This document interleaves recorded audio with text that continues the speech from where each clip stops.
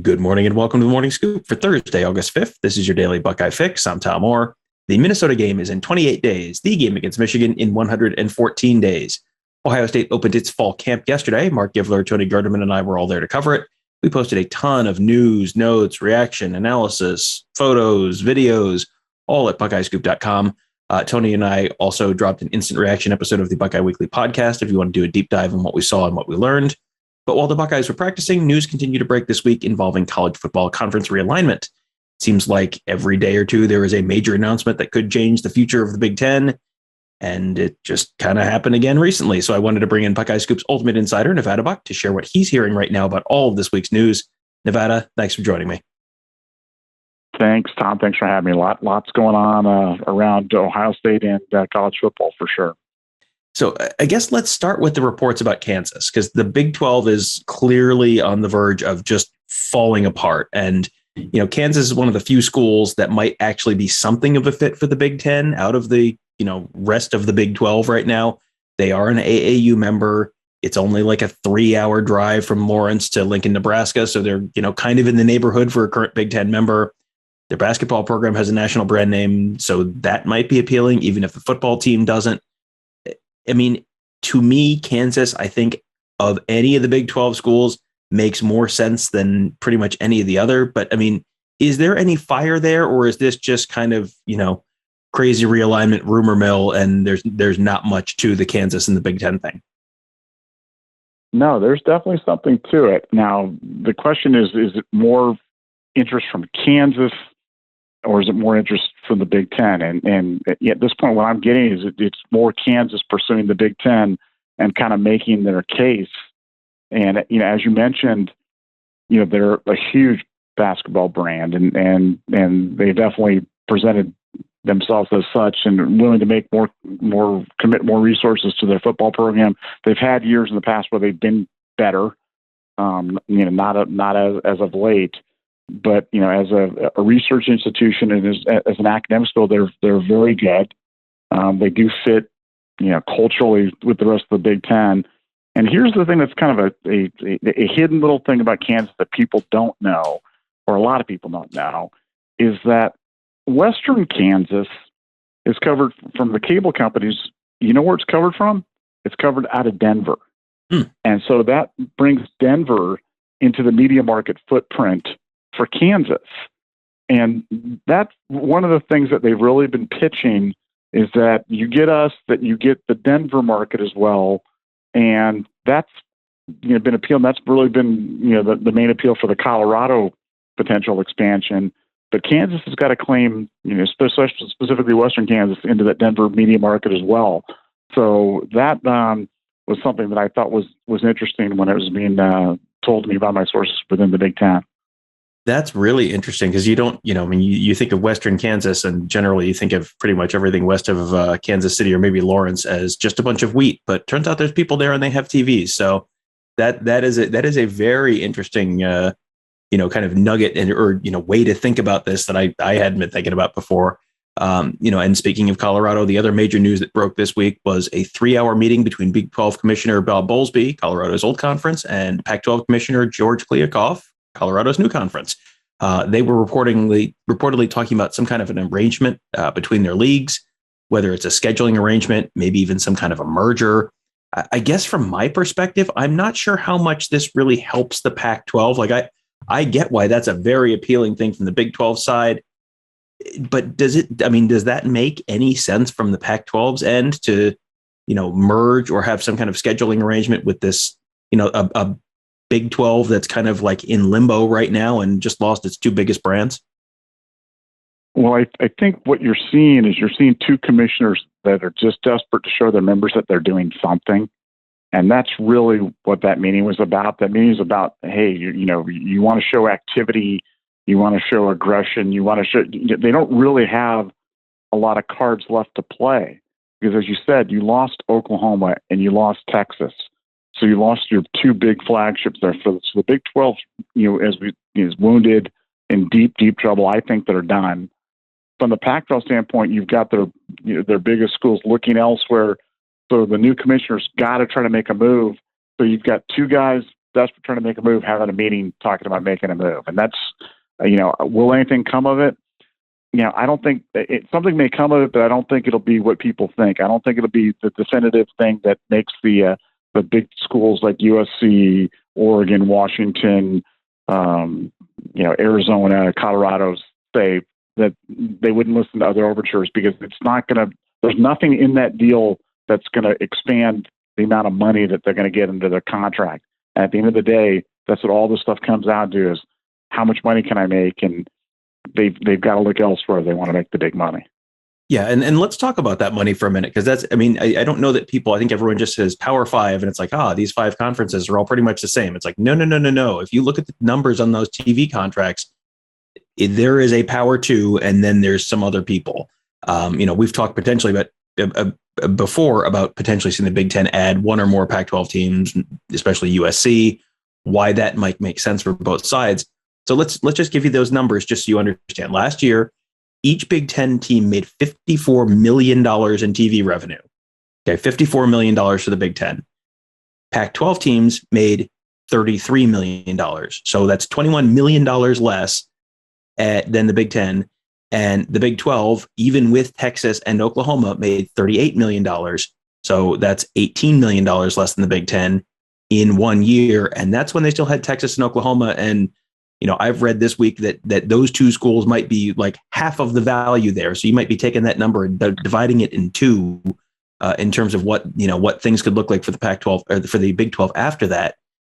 I mean, it seems like when you're looking at those numbers, if the Big Ten can take its $54 million and even make the pie, add a couple slices to the pie and just keep it the same size, I don't know how a Pac-12 team says no to that. If you're talking about, potentially $20 million more a year, that adds up so quickly after a few years. That's a difference that I don't think they can overlook. Am I overstating that, or is that really kind of where that kind of stands?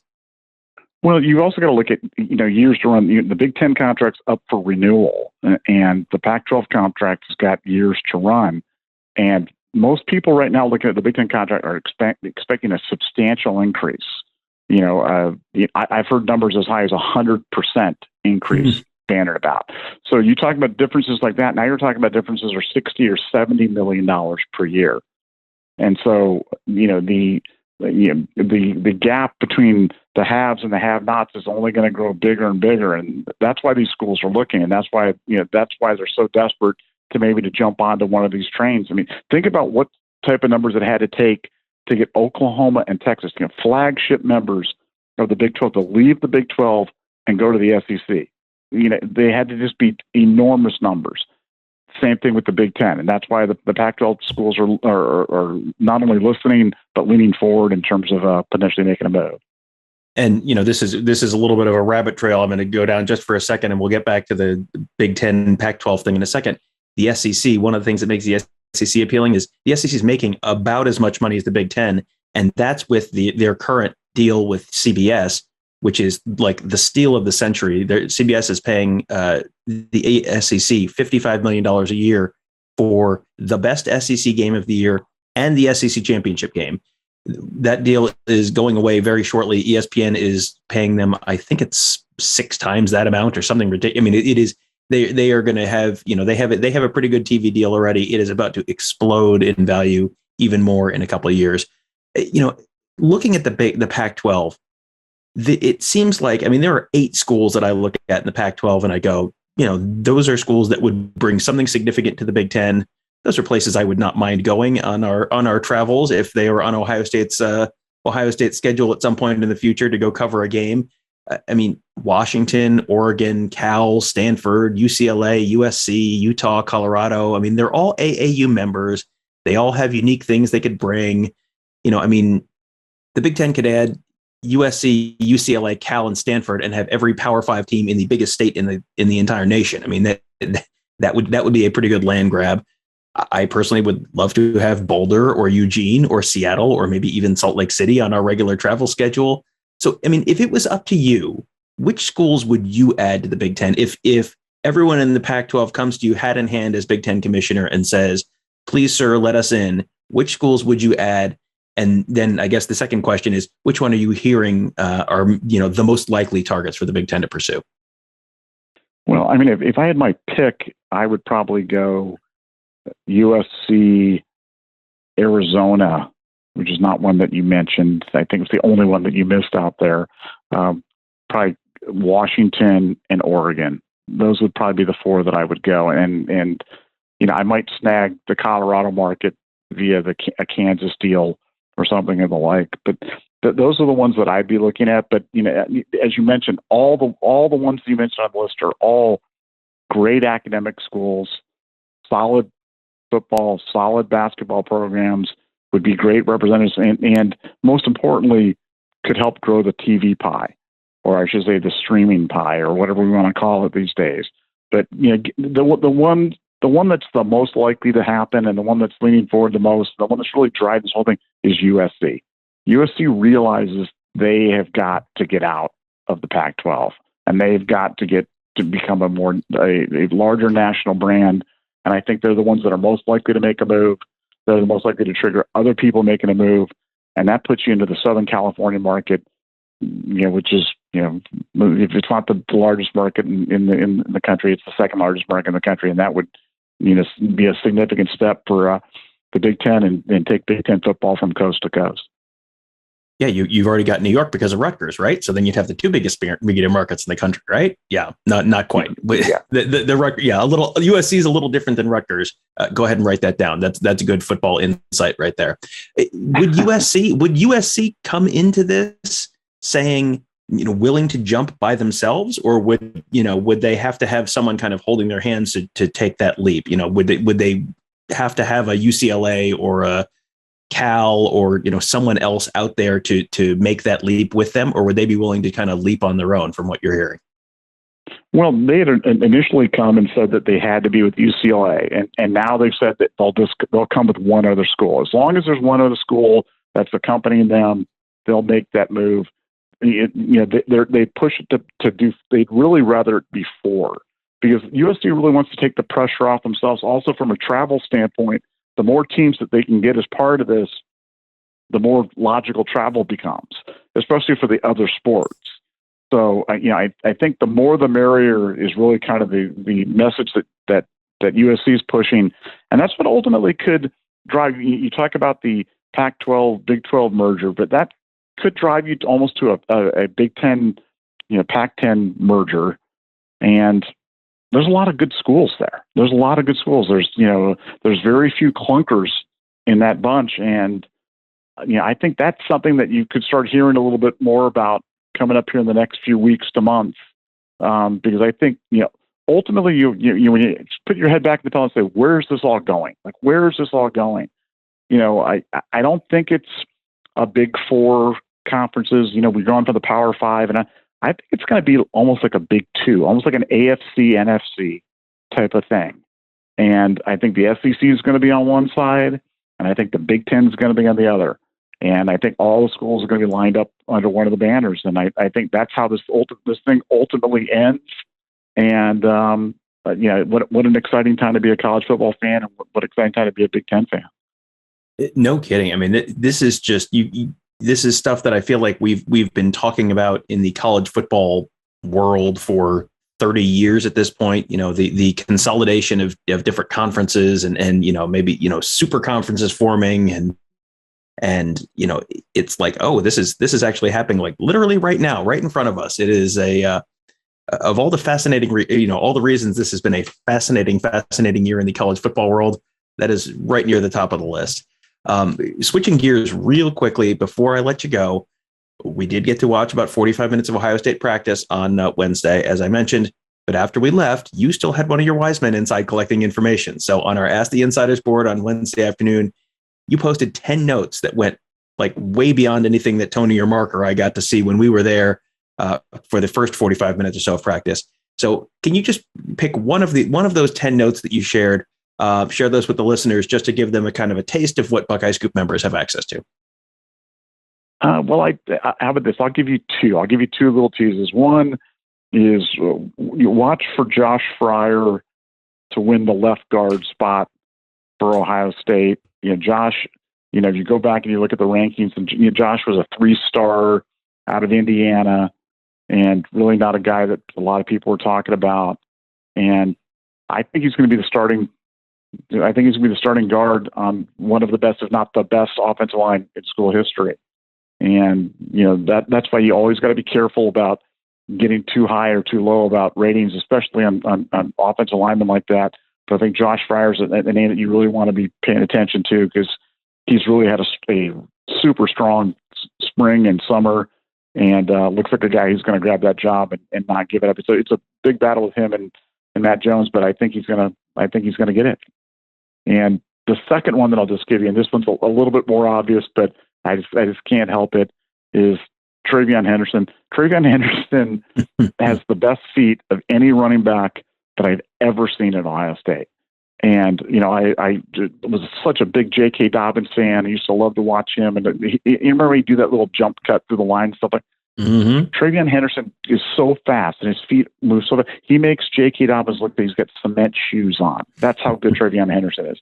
So every time he touches the ball, you got to hold your breath because you think he's going to house it. He's that good. Cannot wait to see him.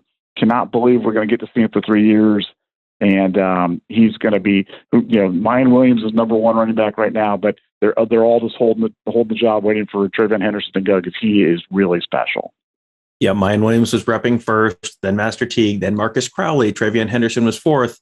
Sounds like that may not be the case for all that long. He may get to slide up that depth chart or that pecking order sooner rather than later. So that'll be interesting. And just 4 weeks from tonight, 4 weeks exactly from tonight, Ohio State is kicking off their football season against Minnesota. It is almost here. Fall camp's here. We've almost made it. We're basically there. Now we're in the fun part of the year where there's lots and lots and lots of football to talk pretty much every day. And one of the fantastic places, I'd say the best place to do it, would be at BuckeyeScoop.com. Nevada, as I said, had 10 nuggets out of practice. I was literally in practice. I was there. Most people are not there. I was there. I was there for 45 minutes, and I got out and I read his practice report later, and I went, oh, that's really interesting. I didn't know that. There was a bunch of really, really good, interesting stuff in there that, even the people who were inside practice for the media session of it didn't necessarily know. So a lot of really good information there, and a lot of information on conference realignment, a lot of information on all the stuff that's happening in college football right now, all at BuckeyeScoop.com. Sign up today to become a member. Get access to all sorts of fun perks. We've got some fun events coming up. We'll tell you about those in the coming days, coming weeks, but we've been kind of hinting at those on the board already. There is a lot of exciting stuff coming up at BuckeyeScoop.com. Sign up today to become a member, and your first month will include, the first game of the year. And you can decide, would this be something I'd like to do for the rest of the season? Because my suspicion is the answer will be yes. Also, do make sure you check out all of our great podcasts. Tony Gerderman and I, as I said, did a full episode on our inside practice, what we learned, what we saw, what we heard on Buckeye Weekly. So you can search Buckeye Weekly or just search Buckeye Scoop, and you can find all of our great podcasts, including Buckeye Weekly. Alex Gleitman just did a fantastic new episode of Around the Oval with Brett Ciancia from Pick Six Previews. Brett is one of my favorite guests, and I was a little jealous that Alex got to him before I did. So we'll have Brett on sometime later in the month. But until then, check out Alex's Around the Oval, Gives in the Bank with Mark Givler and Bill the Bank Green. And we also have our YouTube channel, youtube.com/Buckeye Scoop, where we do post all those podcasts. If you want to watch them on TV instead of listening, you can do it there. You can see all sorts of press conferences. We streamed Ryan Day's press conference live on Wednesday. We picked out some of the different sound bites from that we thought you guys might be most interested in. If you don't want to sit there and watch the whole thing, you can just watch those individual sound bites. We have video from inside practice. We have all sorts of stuff. It is all at youtube.com/Buckeye Scoop. If you're watching this on YouTube, at the end of this video, you're going to have a screen pop up that'll have another video you can watch. And it'll also have a circle with a Buckeye Scoop logo. Just click on that, and that will subscribe you to our YouTube channel. And then you'll get notified every time we post a new video. So you won't miss anything, and it doesn't cost a penny. So seems like a pretty good deal to me. Thank you guys all for joining us. Have a great day. We'll talk to you tomorrow.